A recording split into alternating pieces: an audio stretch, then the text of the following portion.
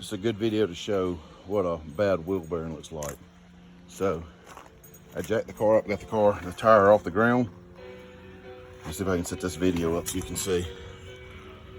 If I may be able to do it here. I don't know if you can see that movement in it. Let's see.